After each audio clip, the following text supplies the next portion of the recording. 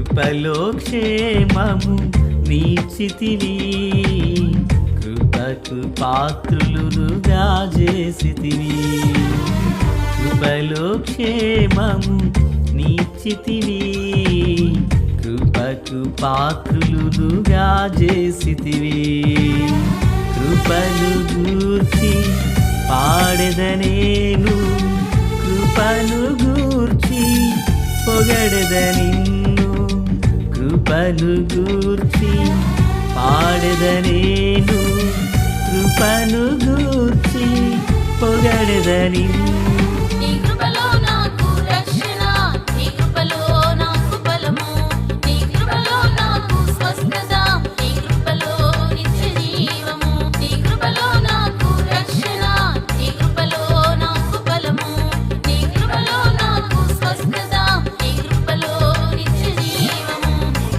కృపలో క్షేమము నీచితివి, కృపకు పాత్రులుగా చేసితివి.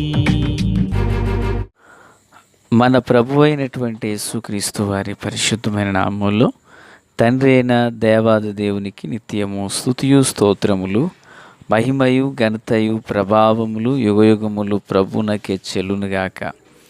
ఆమేన్. ఆత్మీయులారా, బాగున్నారు కదా? దేవుని మహాకృపను బట్టి మరొక పర్యాయం మనం ఇలాగున కలిసి వేదవాక్యమును ధ్యానించే కృపాభాగ్యం మహాదేవుడు మనకు అనుగ్రహించి ఉన్నారు. దయగలిగిన ఆయన ఆత్మచేత సమభూమి గల దేశమున ప్రభు మనలను నడిపించునుగాక. నేటి దినాన గురువారం ఎన్టీఆర్ కాలనీ మందిరమునందు స్త్రీల సహవాస ప్రార్థన జరుగుచున్నది. అయితే పిల్లలు ఈరోజు 9 గంటలకి ఆరంభించబడి 11 గంటలకు ముగించబడుతుంది. కనుక పాల్గొను ప్రియులు సమయాన్ని కాస్త దృష్టిలో ఉంచుకొనవలనని, దాని విషయమే సిద్ధపడాలని ప్రభు పేరట మనవి చేస్తున్నాను. సంతోషం. నేటి దినాన వాక్య ధ్యానం కొరకిన భాగం ద్వితీయోపదేశకాండము 26వ అధ్యాయము 1 నుండి దగ్గరగా ప్రియులరా మరి 11 వరకు ఉన్న వచనాలను మనము ధ్యానం చేయబోచున్నాం. దాని కొరకై 2వ వచనం, నీ దేవుడైన యెహోవా నీకిచ్చుచున్న నీ భూమిలో నుండి నీవు కూర్చుకొను భూఫలములన్నిటిలోనూ ప్రథమ ఫలములను తీసుకుని గంపలో ఉంచి, నీ దేవుడైన యెహోవా తన నామమునకు మందిరమును ఏర్పరచుకుని స్థలమునకు వెళ్ళి. ప్రార్థన. తండ్రి దేవా స్తోత్రాలు. వాక్యమందరి హృదయాల్లో ఫలభరితం చేయండి. మీ జీవముతోనూ కృపతోనూ బలముతోనూ నింపండి. ఆశ్చర్యకరమైన మీ అదృశ్య హస్తం మా అందరికీ తోడైండునుగాక. వాక్కు చేత మాతో మాట్లాడమని యేసయ్య నామములోనికి ప్రార్థించిన మనవులన్నీ పొందియున్నామని నమ్ముచున్నాము మా పరమ తండ్రి. ఆమేన్. ప్రియులారా, బాగున్నారు కదూ? ఈ చదవబడినటువంటి అధ్యాయాన ఈ వచనాల్లో ఇశ్రాయేలీలు తమకు దేవుడు స్వాస్థ్యముగా ఇచ్చిన దేశమునకు వారు వెళ్ళిన తరువాత, ఆ దేశాన్ని వారు స్వాధీనపరుచుకున్న తర్వాత భూమి నుండి వారికి కలిగినటువంటి భూఫలాలన్నిటిలోనూ ప్రథమ ఫలమును గంపలో ఉంచి, దేవుడైన యెహోవా తన నామ ఘనత కొరకు ఏర్పరచుకున్నటువంటి స్థలానికి తీసుకువెళ్ళి, ప్రియులారా, అక్కడికి వెళ్ళిన తరువాత దేవుడు ఐగుప్తులో నుండి వారిని విడిపించి వాగ్దాన దేశంలోనికి ప్రవేశపెట్టినందులకు గాను కృతజ్ఞతా హృదయముతో వీరు దేవునికి వాటిని చెల్లించవలెనని, దేవుని మందిరానికి తీసుకువెళ్ళవలెనని దేవుడు ఈ విషయాన్ని ముందుగా వారికి చెప్పారు. అంటే దీని యొక్క భావం అంతయు కూడా మనం అర్థం చేసుకోవాలంటే ప్రియులారా, దేవుడిచ్చినటువంటి భూఫలాలన్నిటిలో ప్రథమ ఫలము దేవుని సన్నిధికి లేదా దేవుని మందిరానికి తీసుకురమ్మంటున్నారు ఇక్కడ. దేవుని మందిరానికి. ఎందుకు తీసుకువెళ్ళాలి? ప్రథమ ఫలం ఎందుకు తీసుకువెళ్ళాలి అంటే, పిల్లల సామెతల గ్రంథము 3వ అధ్యాయం 10వ వచనం.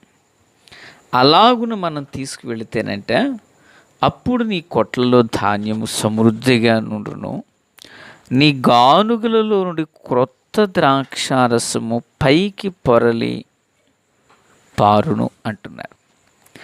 ఎందుకు దేవుని సన్నిధానానికి మనం తీసుకువెళ్ళాలంటే, ప్రియులారా, అవి ఇచ్చినది దేవుడు కదా,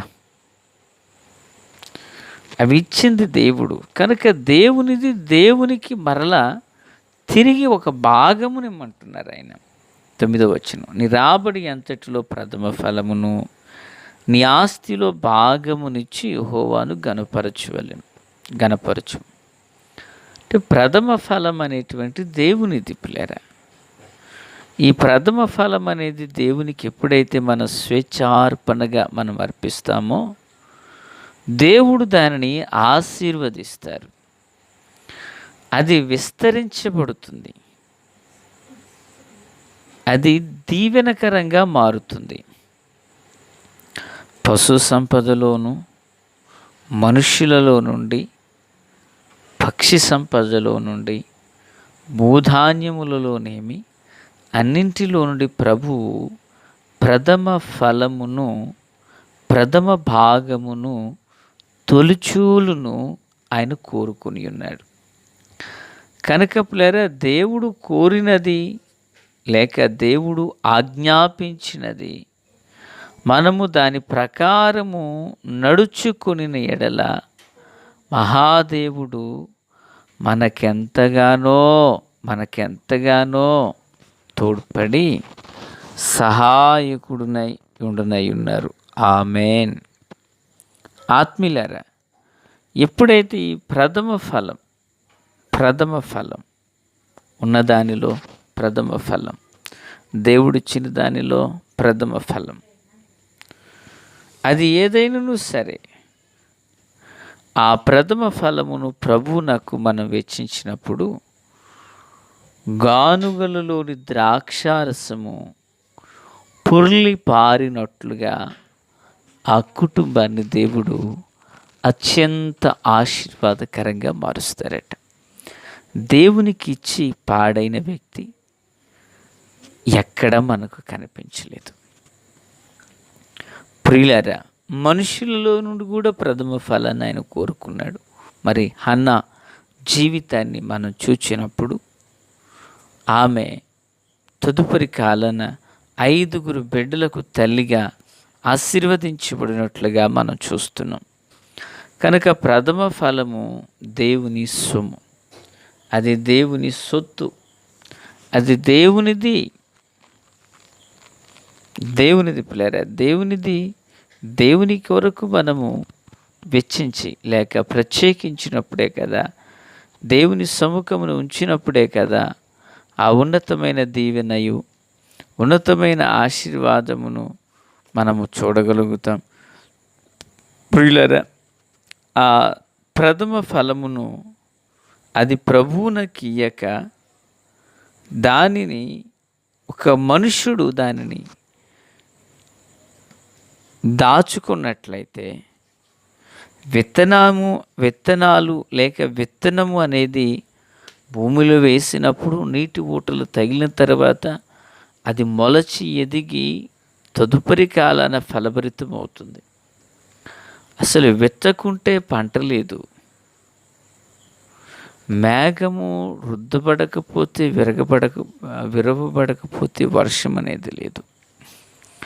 ప్రియులారా, దేవుడు వృద్ధిపరచకపోతే పంట అనేది చేతికి రాదు. కనుక ఫలము ఏదైనాను అది ప్రభు సన్నిధికి తీసుకొచ్చినప్పుడు అది మరింత శ్రేష్టమైనదిగా, దీవెనకరమైనదిగా మారుతుంది. హేబేలును మీరు గమనించారా? తొలిచూలులో పుట్టిన వాటిని అంటారు. తొలిచూలు అంటే దాని అర్థం ఏంటి? ప్రథమమైనదే కదా పిల్లరా. వాటిని ఇచ్చాడు ఆయన కదా. ఫలితంగా దేవుడు అతడికి ఎంతో కృపనిచ్చారు. ప్రభు ఒకరోజు హేబేలు గూర్చి ప్రశంసిస్తున్నారు. నీతిమంతుడైన హేబేలు కదా, ఎంతో గొప్ప సాక్ష్యం. కనుక ప్రియరా, ప్రథమమైనది దేవుని సొత్తు, దేవుని భాగము. Praise the lord.